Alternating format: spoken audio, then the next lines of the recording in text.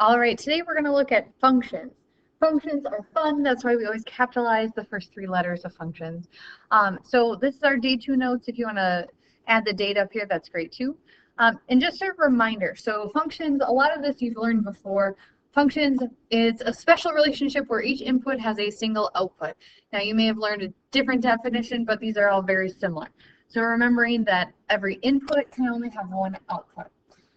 So we're going to take a look at different functions and determine if each of the following is a function. We'll actually look through 9 of them.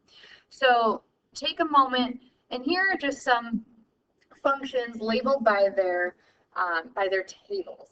So each of these, we're reminded that our inputs are our x values, our outputs are our y values. We also know that we've used f of x as equaling to our y. And our reason for that is because sometimes we might have g of x, sometimes we might have h of x. We might have lots of different functions that we're working with together. So that's why we, instead of just saying y for each of those, we'll say f of x. So on each of these, I could have labeled them f of x, g of x, h of x, k of x, k of t, depending on whatever the variable is. So we use those interchangeably. Taking a look here, so if every input has a single output, so that means that an input cannot have different outputs. One way that I think about this is it's talking about a relationship. So inputs, they can only be dating one output. So they can only hang out with one output at a time. So here on the first one, 1 is hanging out with 3, 2 is hanging out with 4, 3 is hanging out with 5. Now this 3 on the x is different than this 3 on the y, but these are all totally fine. So this is a function. I can say yes. It is a function. The next one, notice how 2 is hanging out with 4 and with 5 at the same time.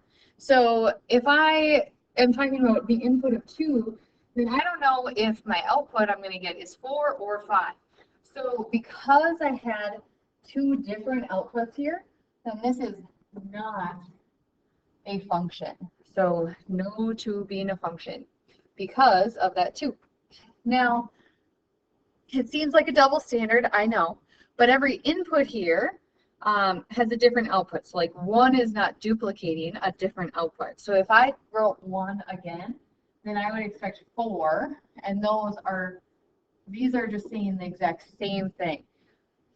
Also, if we look at a graph of this, excuse me, if we look at a graph of this, and we plug in 1, we go up to 4, and we have 2, we have 4, we have 3, we have 4.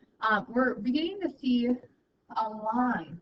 So remember how we actually determine if something's a function, and our easiest way to do that was doing the vertical line test. So this is a function, and we can also say that it passes the vertical line test. Right? So if we graphed, did a little sketch here of this one. My inputs are 1 and 2. So for 1, I'm at 3, and for 2, I'm at 4 and 5. So this one, it does not pass the vertical line test because right there, my input had 2 different outputs. So because of that, it is not a function. So let's look at some other ones using this vertical line test. So here are 3 more. You can just sketch these on your paper, but take a look. If I have just a vertical line, let's draw one. And sometimes you learn like, well, maybe just like drag your pencil across. So if I have a vertical line and I drag it across this, do I ever intersect the vertical line more than once? The answer is no. So because I only intersect one time, that is a function. Same thing here. I'm only intersecting once, once, and once. So that is a function. And then here, we are only intersecting one time. So actually, all 3 of these would be functions. So this is yes, yes, and yes. So now, I've got 3 more for us. And let's take a look. So taking my vertical line and I'm running it over this. So notice I've got this as a function, it's looking pretty good. But then here, this input, whatever this x value is here, it hits twice. So notice it hits up here, it hits down here, and it keeps doing that for a while. It only has to do that once for it to not be a function. So this failed the vertical line test, so this is not a function. This would be a no function. The next one is a vertical line, so it fails the vertical line test. So you noticed above that a horizontal line, right here, that is a function, but a vertical line is not a function. Now, just because something is not a function doesn't mean we don't have an equation for it. It just means it has different characteristics than a function. This one, notice if we have a vertical line here, we hit twice. So that is also not a function. Now, when we're looking at functions, we can also talk about their domain and range. So now that we remember what qualifies something as a function, can you specify if something is or is not? I hope we've practiced that. Now let's look at the domain and range of an actual function. So we're going to take a function that you know, but we're going to restrict it. So I'm going to look at this function right here. I want you to think about what this function is, what the equation might be of it. And I'm just going to stop right there. So I have endpoints.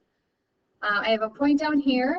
So many of you have hopefully already thought at this point, you're thinking, okay, this looks like a parabola, and it goes up over 1. So input 1, output is 1, input 2, output is 4, which means that we are probably looking at f of x equals x squared.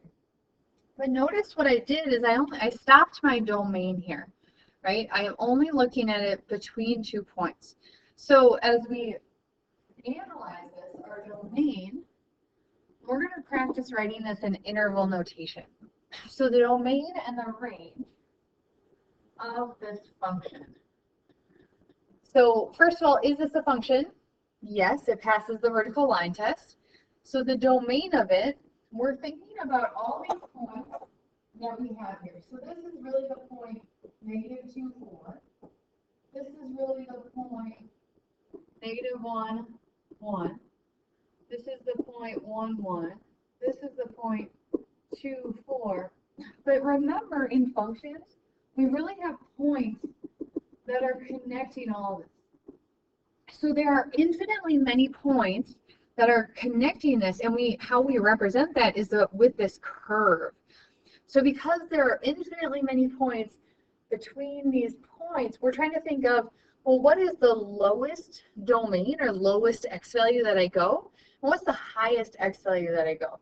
So just looking at these points we have so far, what is the lowest x value that we have? Is it 2? Is it 1? Is it 0? Is it -1? Is it -2? And do we go farther than this? Well, currently we don't have any arrows or anything, so we're not going farther. So the smallest or the lowest number for our domain is actually this -2, right? So our domain is our x values. So we start at -2. And was this an open or closed circle? This one right here was closed, so we put that in bracket. Then we figure out, because there aren't any gaps in here, what is the highest x value? And we see that our highest x value for domain is 2. And it had a closed circle, so we have a bracket there also. Another thing to think about, I'm going to show this in another way in a moment, but here's just one way. Another way to look at this for our range, we're looking at our lowest y value. So our lowest y value, remember, we're looking top to bottom, or bottom to top. So our lowest y value, starting down here, what's the smallest that we have for our y's? Well, currently we have 4, we have 1, we have 0, and the same on the other side. So our smallest one appears to be at that vertex at 0. Now at 0, there wasn't a point originally, but would that be a filled in circle? Yes, because it was part of the curve, it's part of the parabola. So that would be a bracket. And then where does it go? Well, it goes to our highest y value, which is 4. So we go to 4, and because we had a closed circle there, we're going to put brackets around it. So looking at this again, another way to look at your picture and determine your domain and range is to think about kind of squishing all of these values to each axis. So what I mean by squishing each of them is my domain, right? So my domain, this point matches or is using the x value -2, and it's using the y value of 4, right? So we get that ordered pair from the x-axis and from the y-axis.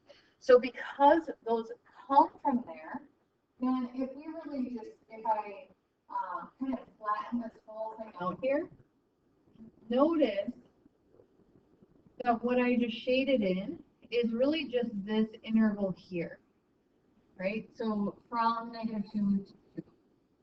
And then on the y's, I got 4 up here, and if I bring all these in, it would stop there. And I bring in the other side, it doesn't matter that they're overlapping. I'm still going from my lowest value of 0 up till 4. So if you squeeze these into the middle, that's your range. If you really squeeze these or push these down to the x-axis, that's your domain. So let's look at another example here. So example 2, if we had something, function like this, what if we had